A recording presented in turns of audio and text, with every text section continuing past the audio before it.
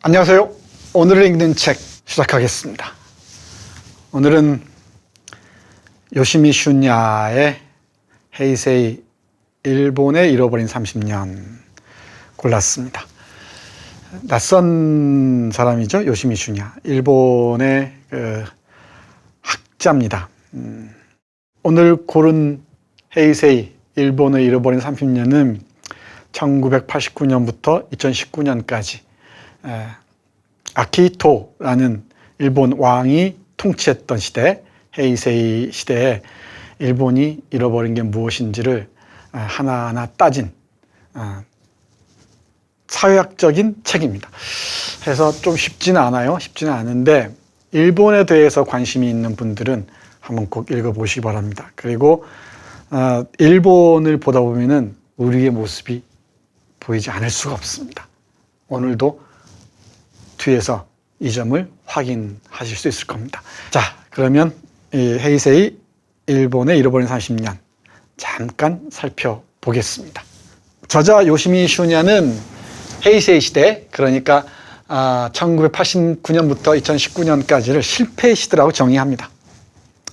헤이세이는 앞에서 말씀드렸듯이 아키히토라는 그 일본 왕이 통치했던 시대입니다.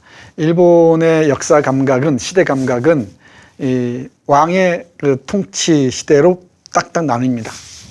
예를 들면 메이지 시대, 다이쇼 시대, 쇼와 시대, 헤이세이 시대, 지금은 레이와 시대죠. 네, 일본의 그 이 역사를 바라보는 그 시각이 바로 이 연호에 그대로 나타나 있지 않을까 싶습니다. 이 저자의 말을 들어볼까요? 1989년부터 2019년까지의 헤이세이 30년간은 한마디로 실패의 시대였다. 잃어버린 30년이라고 해도 좋을 것이다. 이 시대에는 여러 분야에서 실패가 되풀이됐다. 이 되풀이된 실패의 그 흐름을 쭉 따라갑니다. 크게 6파트로 나눠져 있는데 이 머리글과 마지막 마침글을 빼고 나면은 몰락하는 기업 국가에서 기업이 어떻게 망해가고 있는가. 소니나 이 파나소닉 같은 거 떠올려 보십시오. 그리고 마이니치라는 그 야마이치 증권사의 이 붕괴, 이런 그 충격들을 쭉 얘기하고 있고요. 뭐 도시바도 마찬가지입니다만은. 그리고 2장에서는 포스트 전후 정치의 환멸에서 이 정치의 문제입니다. 정치. 이 정치도 보통 문제가 아니죠. 그 어떤 극한으로서의 아베를 얘기하지 않을 수가 없습니다. 그리고 제3장은 쇼크 속에 변모하는 일본인데요. 이 사회의 실패 부분을 따지고 있습니다. 그리고 4장이 저한테 흥미로웠는데 이 아메리칸 니폰이라는 말을 씁니다. 미국의 속국 일본이란 얘기겠죠. 미국을 코스프레하면서 일본이 어떤 지경으로 나아가고 있는지를 보여주고 있습니다. 이 부분은 특히 자폐적인 인터넷 사회의 일본은 어떤 모습을 보여주는지를 잘 분석하고 있습니다. 그리고 마지막으로 이어지고 있습니다. 상당히 문고본인데 분량도 만만치가 않고요. 내용도 묵직합니다. 일본의 현대사를 보고 싶으신 분들은 참고하시면 좋을 것 같습니다. 네, 이 책에서는 4가지 쇼크를 언급하고 있습니다.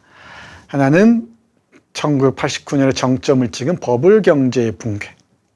이 플라자 합의로 인한 그 엔화의 상승에 따른 거품 붕괴. 무시무시했죠. 20년 동안 잃어버린 20년을 지내지 않습니까?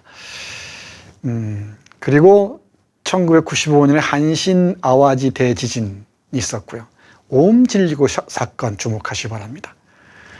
엄청난 충격이었죠. 이 옴 진리교 사건을 둘러싼 미디어의 보도 행태들에 대한 이 분석이 저한테는 대단히 흥미롭습니다. 이 센세이셔널리즘, 이 황색 저널리즘이 판을 치죠. 지금 우리 사랑제일교회의 사건과 맞물려서 보시면은 대단히 흥미로울 것 같습니다. 일본 사회를 온통 이 공포로 몰아넣었었죠. 이 지하철 테러 사건 기억하실 것입니다. 살인가스 사건이었죠. 그리고 2001년 미국 동시다발 테러와 이후 국제정세의 불안정화 문제.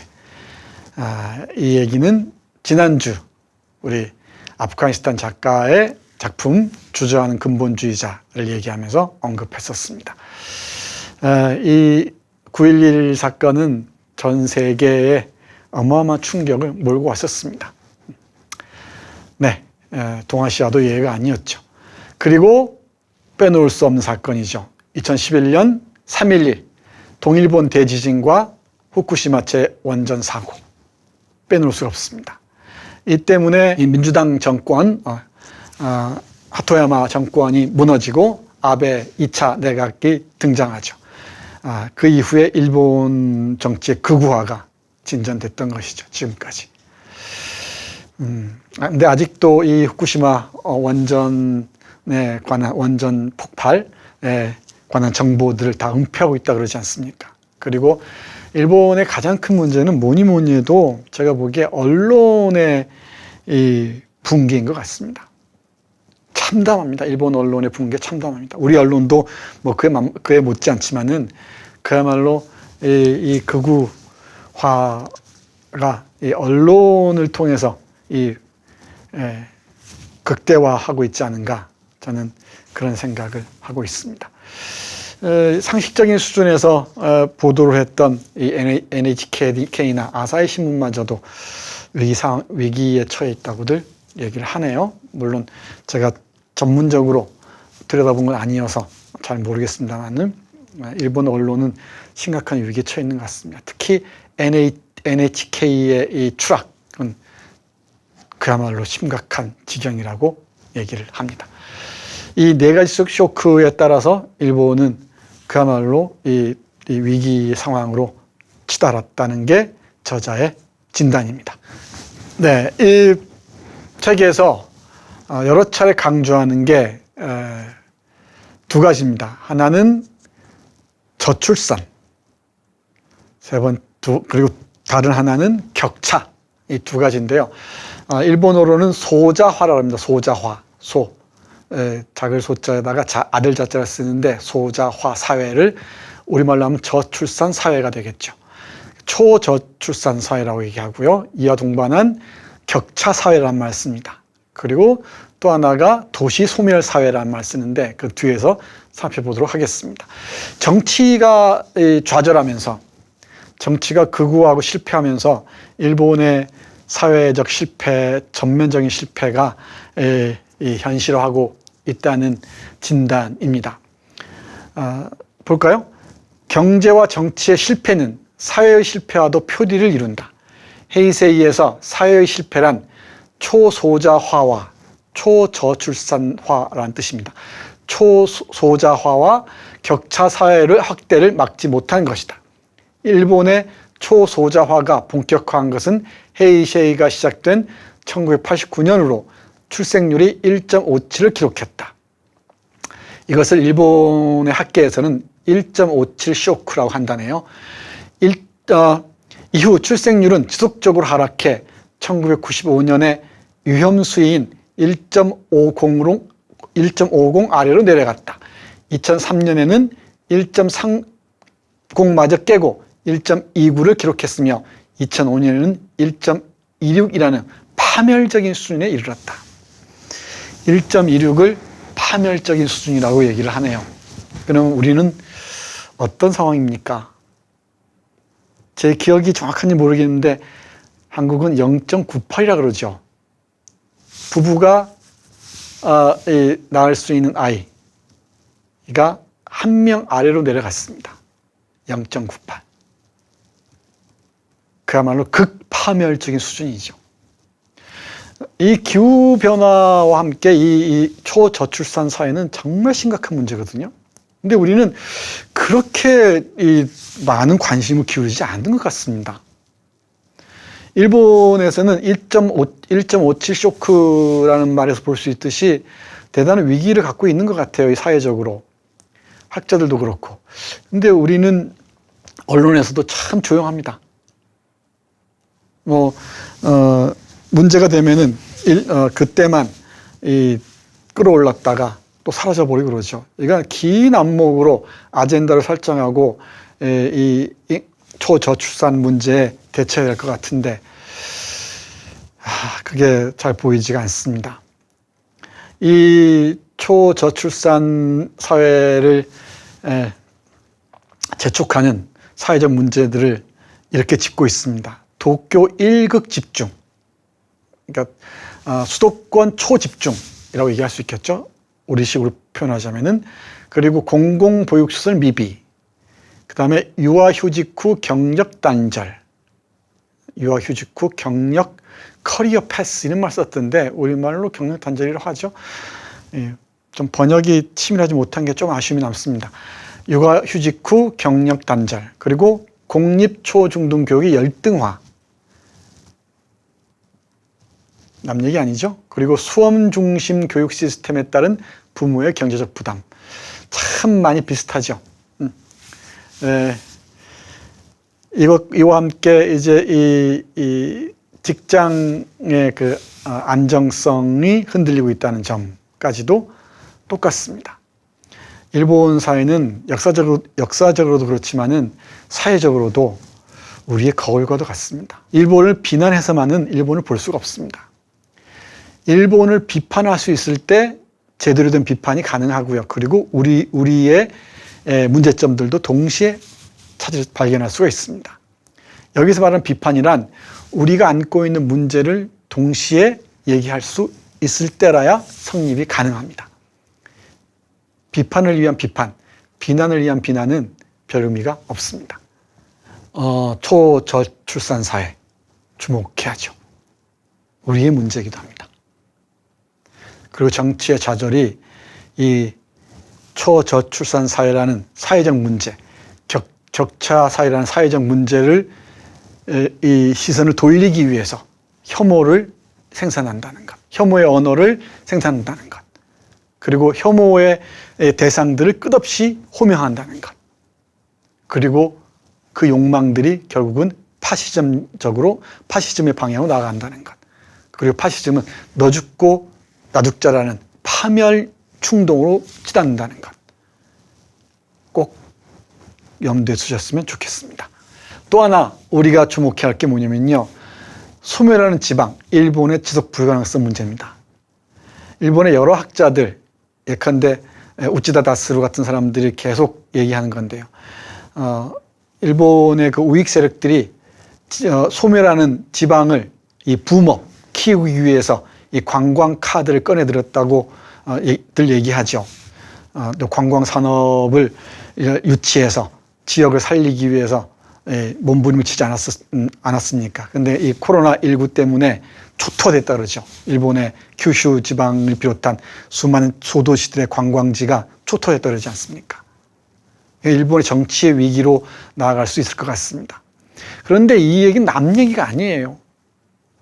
이 수도권의 초집중화 때문에 우리 한국의 이 지방들도 지금 거의 초토화되고 있지 않습니까? 소도시들이 다 망가지고 있지 않습니까? 근데 이 문제들도 우리는 얘기하지 않는 것 같아요. 저자는 이렇게 말합니다. 실제로 초소자화와 동반해 초고령화가 진행되고 마침내 사회로서 존속이 불가능하게 되는 미래 일본의 모습을 지방 중소도시는 이미 실현하고 있다. 적지 않은 지방자치단체에서 소자화와 인구 유출이 겹치며 지역으로서의 존속이 곤란해지고 있는 것이다. 이런 부분들 눈여겨봐야 됩니다. 경상북도의 몇몇 작은 도시들, 전라남도의 몇몇 작은 도시들 거의 텅 비어가고 있다 그러지 않습니까? 공동화하고 있다 그러잖아요. 구례인가 어딘가는 인구가 2만 명대라 그러잖아요. 존속할 수가 없습니다. 이 사라지는 지방 도시, 일본에서는 소멸 도시 사회라 그러는데 그 사라져가는 지방 중소 도시들의 모습이 우리의 미래인지도 모릅니다. 아무런 미래의 풍경인지도 모르죠. 그러니까 이 생태계가 하나씩 사라지고 있는 것입니다. 그러면 이 거대한 이 도시, 수도권에서 무슨 일이 벌어지겠습니까? 정말 심각한 문제입니다. 우리 헤이세이 30년 동안에 잃어버린 일본의 모습을 잃고 있지만은 결국은 우리의 모습을 잃고 있는 것입니다. 우리가 일본을 알아야 할 이유가 여기에도 있죠. 다음 페이지 보겠습니다. 이 책 후반부에서 집중적으로 얘기하고 있는 게 미국의 속국으로서 일본이라는 테마입니다. 일본은 패전 이후에 미국과 유럽에 철저하게 복속하는 대가로 천황을 살렸죠. 살리고 자신들의 전후 부흥을 이룰 수 있었지. 그리고 미국이 이식해준 민주주의를 누릴 수 있었죠. 그게 비록 이 도금한 가짜인 민주주의 망정. 그리고 아시아에서 큰 소리 칠 수 있었던 것입니다. 철저하게 미국에 예속된 대가였던 것이죠. 그러니까 자존감이 조금이라도 남아있는 일본인들은 이건 견딜 수가 없지. 이 미국이라는 타자를 염두에 두지 않고서는 일본은 상상할 수 없었던 것이지. 그래서 이 저자 요시미 슈냐는 이를 일컬어서 아메리칸 니폰이라고 얘기합니다. 미국을 향한 일본의 저자세는 정말 심각합니다. 정말 심각합니다. 상상하는 것 이상입니다. 여러 분야에서. 제가 이 에피소드를 들려줄 게 많은데 또 딴 데로 샌다고 뭐라 그러실까 봐 다음 기회로 미루겠습니다. 우리 일본의 애니메이션이나 대중문화를 보다 보면은 종말을 예감하는 작품들이 많이 있죠. 바람계곡의 나우시카, 그 부해 아십니까? 부해. 그 썩어가는 그 물에 이 늪에 기생하는 그 괴물체들 있죠. 이 부해들. 이 책에서도 언급이 됩니다. 부해 문제가. 그리고 일본 침몰 혹시 보셨나요? 요즘에 그 넷플릭스에서 일본 침몰을 볼 수가 있습니다. 공각기동대 대단히 중요한 작품이죠. 그리고 이 고질라, 진격의 거인 등등 이 종말 서사가 큰 흐름을 이루고 있습니다. 3.11 그 원폭 사고 이후에 이런 불안 심리들이 더욱더 널리 퍼지고 있는 모양입니다. 근데 이렇게 그 하위 문화, 서브컬처에서는 특히 애니메이션에서는 이런 종말 서사가 주류를 이루고 있는데 비해서 그 다른 분야에서도 그렇지가 않습니다. 잠깐 볼까요? 일본의 서브컬처, 특히 애니메이션이 전후 내내 종말의 예감으로 일관해 왔다고 해도 TV나 레코드에 의해 확산되고 소비된 주류 대중문화를 관통한 것은 종말의 예감만은 아니었다. 대중문화에 있던 것은 오히려 미국에 대한 희망이다. 그래서 일본 이 요시미 수냐라는 학자가 쓴 책 중에 친미와 반미라는 작품이 있다 그랬죠. 한국에도 번역도 있다 그랬습니다. 이 친미와 반미가 기묘한 방식으로 동거하고 있어요. 그러니까 한국도 마찬가지죠. 우리 한국도 예외가 아니죠. 8.15 해방기념일에 태극기와 성조기, 거기 일장기까지 뒤흔드는 아주 기묘한 풍경들이 벌어지고 있는 나라가 바로 한국입니다. 광화문 한복판, 수도의 심장에서 아주 기이한 풍경이죠. 근데 우리의 내면에도 그런 이 기묘한 상황이 동거하고 있습니다. 미국이나 서양에 대한 이미지가 기형적으로 함께 새겨져 있죠. 네, 일본, 아메리칸 니폰, 이 미국을 대하는 일본의 그 태도, 자세에 대한 비판도 이 책에서 흥미롭게 읽을 수가 있습니다. 일본을 보는 중요한 시선입니다. 일본은 미국과 서양을 어떻게 보는지 대단히 흥미진진한 분석입니다. 미국에 철저하게 복종하고 예속되는 것 같지만은 또 그렇지가 않죠. 그런 미국을 향해서 언제든지 총을 들이댈 수 있는 게 또 일본입니다. 강철비 2에도 비슷한 대사가 나오죠. 그런 일본인들의 이 무의식 속에 미국이라는 이 거대한 두려움의 상대가 놓여 있는 것이죠. 이 두려움의 상대는 언젠가는 짓밟아야 할 상대이기도 합니다. 2차 세계대전이 보여주듯이 말이죠. 네, 또 하나가 이런 자폐적인 넷 사회입니다. 이것도 우리 사회의 모습과 크게 다르지 않아요.